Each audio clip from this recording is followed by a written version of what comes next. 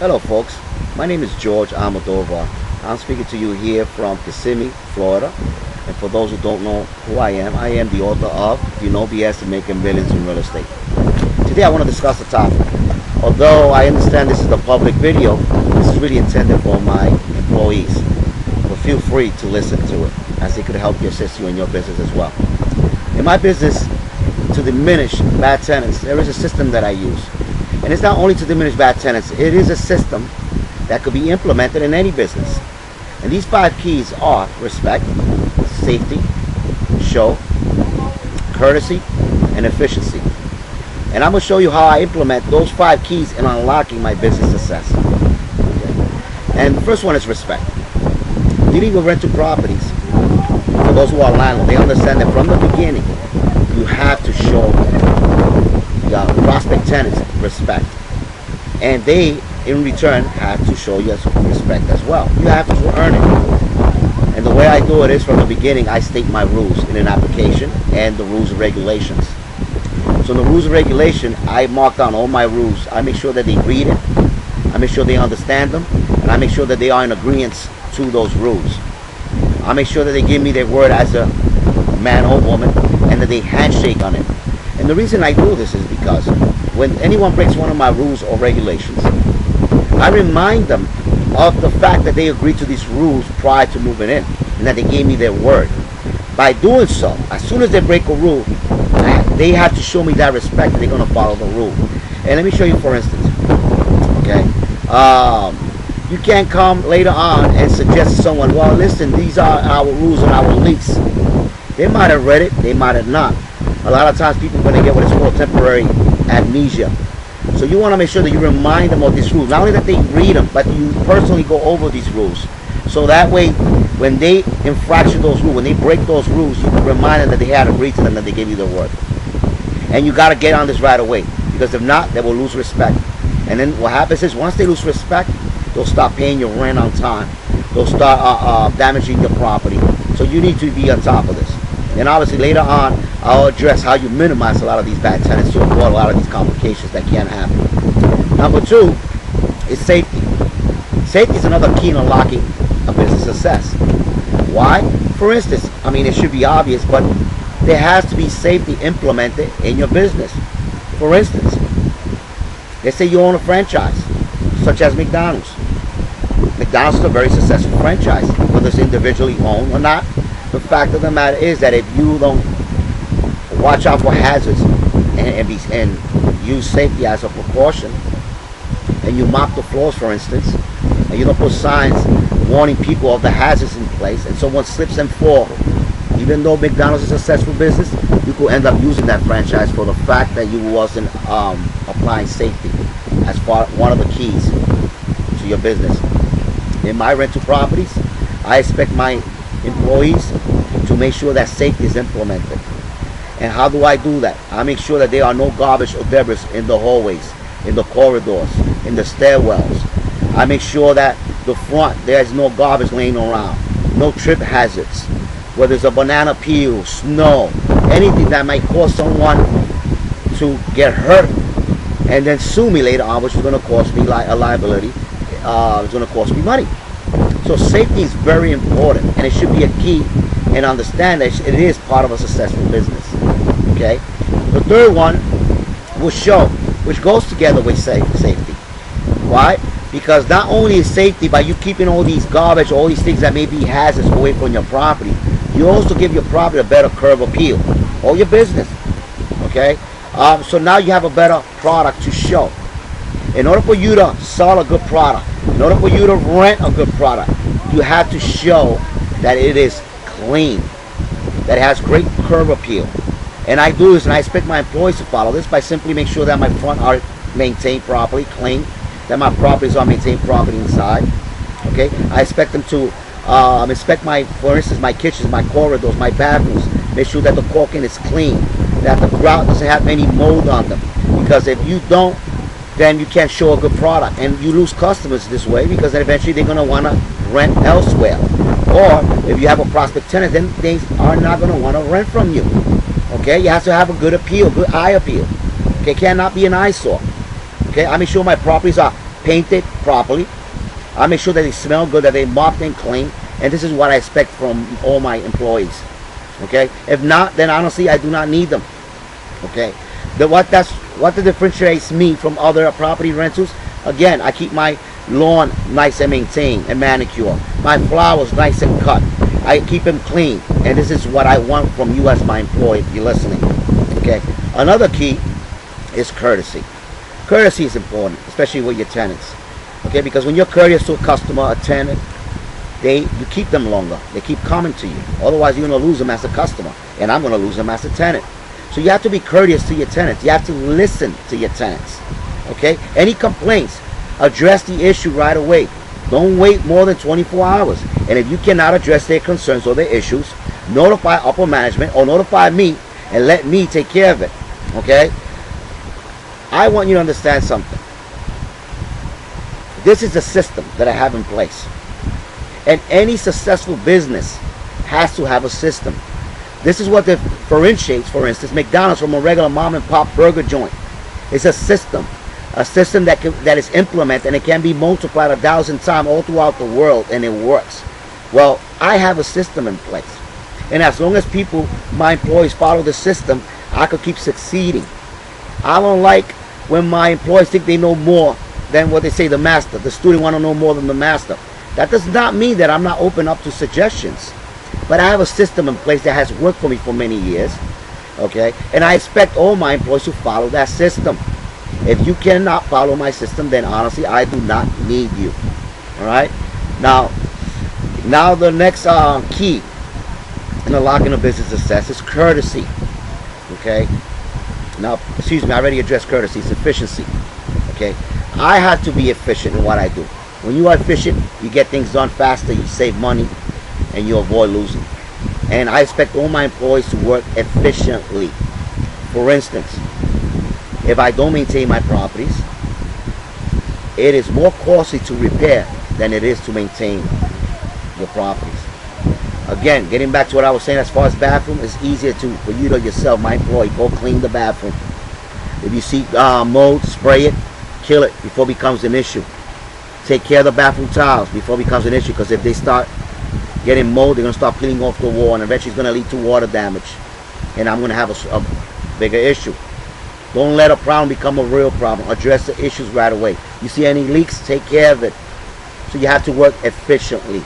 I don't mind spending money in maintaining my properties, because I know I'll lose a lot more in repairs. It's more costly. So address the issues right away. So these are the 5 steps. I hope it helps you. Okay, now again, I understand this is a public video, and I want to address this to my employees. And I'm going to address now how do you minimize bad tenants. And obviously, because it is a public video, I cannot go into all the details because it's public. However, I expect my employees to follow this, and this is what I want from you guys. How do you minimize bad tenants? Number 1, when I put an ad in the newspaper for a tenant, prospect tenants, I let them know from the beginning that I will be doing or conducting a criminal background check. I do not understand how many landlords just allow people to come and flash money in front of their face and just rent the apartment right away and let them in. You cannot do that. Let me show you an example. Will you just grab somebody off the street and lend them $20,000 without verifying who they are? Of course not. Then why would you let someone off the street come into your property that they might not only not pay you rent for over a year, they might not only end up becoming a cancer, which eventually they're going to create good tenants and make them turn bad by not paying you rent, because it's a cancer that spreads. But they could damage your property. How much is your property worth? $300,000, $200,000, $500,000? And you're going to let someone in that could damage your property? You have to do your due diligence. So in order to minimize a bad tenant, because you can't always eliminate them, you can avoid and minimize a lot of this by doing your due diligence. And what I do is, number 1, I let them know from the beginning in an ad in the newspaper, or when they call me in the voicemail. It's a recorded message that lets them know what my requirements are. Okay? And what I expect from them. For instance, I ask for 3 pieces of pay stubs, state ID, and social security number. Now when they come into my office, all right, I want to make sure that they have that in place, those documents that I requested. Now, why do I ask for 3 recent pay stubs? Well, because I have, from my experience, I have seen prospect tenants bring me pay stubs from an old job that they no longer work, or the hours might have got cut off, or they might be paying child support.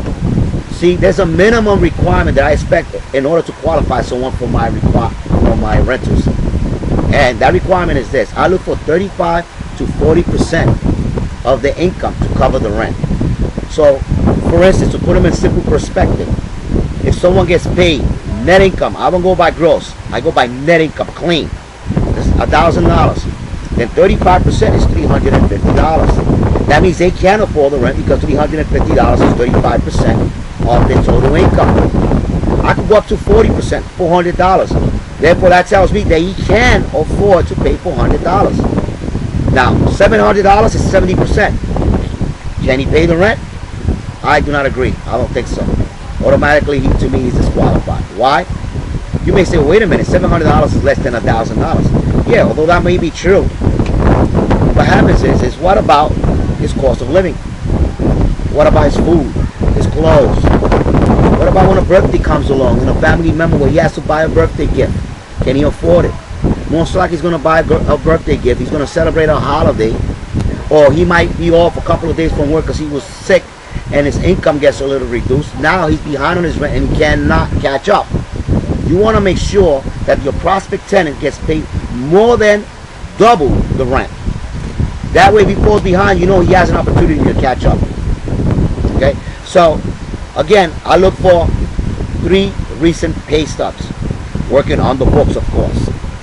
I already dealt with many people working off the books, so what happens is, a lot of times, a family member writes a letter, yes, he works for me and all that, and next thing you know, he can't pay his rent.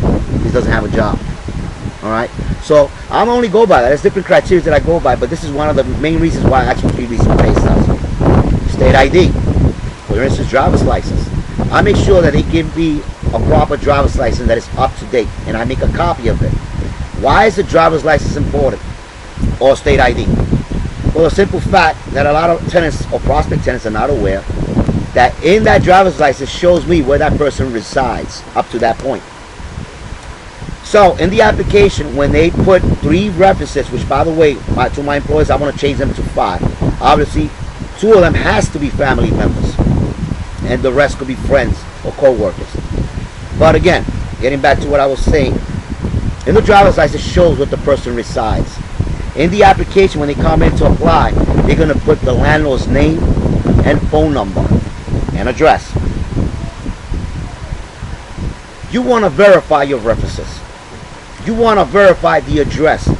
You want to verify who he claims the landlord is. And I say this because I also have experience people putting down a landlord's number and name, and they will put a friend or family member instead of the actual landlord. So what happens is you calling the application, verifying your references. One of them happens to be the landlord, and they're going to tell you, wow, this tenant is a great tenant, always pays me on time. And the fact of the matter is, it's a family member. So by you checking that driver's license, you could Google it if you want to. Or you could check on, for instance, in New York City, we have NewYorkCityProperty.org, in which we verify who the owner of a property is. And we could find the number. That same number, you could also Google it you could Google it on the computer, online, and verify where that person lives. That way you are making certain that that person that the applicant is claiming to be a landlord actually is a landlord. And by the way, you may even want to contact 2 previous landlords. That's what I do. Why? Because the current landlord might tell you, yes, he's a great tenant, only because he's a bad headache and he's trying to get rid of that tenant and give you that headache towards you. So you want to make sure that you verify your references as well as the landlord. Now, I asked for 3 references, which I just already stated that I'm going to change it to 5. Why are references important? Because a reference is like a voucher. You want to verify from those references that this person indeed is who he stated he is. Now, if when you call your reference, you hear something like the person is a thug and happens to be a friend, that's a red flag. Okay? Because it's a saying that goes like this, and I learned this from Puerto Rico, and it says, tell me who you walk with, and I'll tell you who you are. So, if when I call these references, I'm hearing attitudes, most likely that person tells me a lot about that person. because people tend to commingle with other people who are most likely around the way they are, their attitude, their way of seeing things. In other words, if you're not going to be a good person hanging out with a drug dealer, because if you're hanging out with a drug dealer, most likely you are a drug dealer.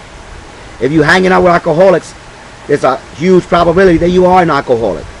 So to avoid all that, I call these references so I can minimize a lot of that. That person has to vouch for me who this person is. Because again, when that person doesn't pay me rent and I cannot reach them, I will contact the references. Okay? Another thing I look for, I already stated 3 recent pay stubs, state ID, so security number. You want to make sure that this person doesn't have any prior arrests. Why? I'm sure you don't want to bring a drug dealer into your property. Okay? I mean, it's up to you. You want to make a decision. He was arrested 20 years ago, and he's been clean for 20 years, and that's the decision you want to take on your own. However, at least you are aware of it. Okay? You are aware that he has already 1 red flag. I will not go only by 1 red flag. I look for a few of them, which I already stated, income references, but that's a big red flag. If he was locked up previously for, let's say, stealing, do you want to bring that person into your property? Next thing you know, people are breaking into other people's rentals. Things are going to start disappearing. All because you failed to do your due diligence. If this person is a criminal and you got to address any concerns with this person, you might end up having an argument with this person. And you don't know what, you might be risking your own life. And you're not aware that. Maybe this guy's a murderer. You have to be careful when you bring into your properties. You have to do your due diligence. Okay? And this is what I expect from all my employees. Don't go by assumptions. Don't go by because the person looks nice. People are going to come and they're going to come with a nice suit and look professional. And they are wolves. Wolves in sheep's clothing. Be careful. Be aware.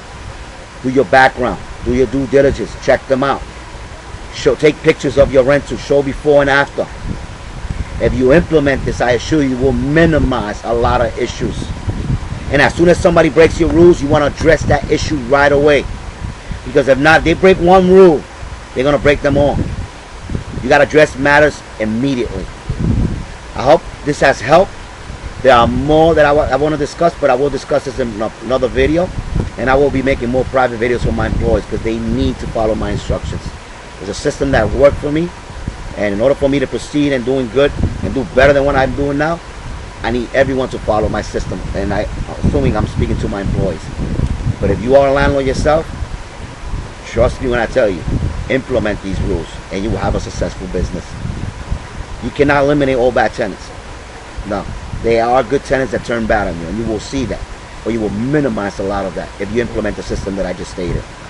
For more information, you can go online on Amazon.com or log online on Almodovar.com, and you can order yourself a copy of the No BS and Making Millions in Real Estate.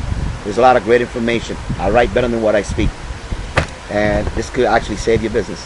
Okay? So I thank you very much for watching. See us in other videos and have a great, beautiful day. Thank you.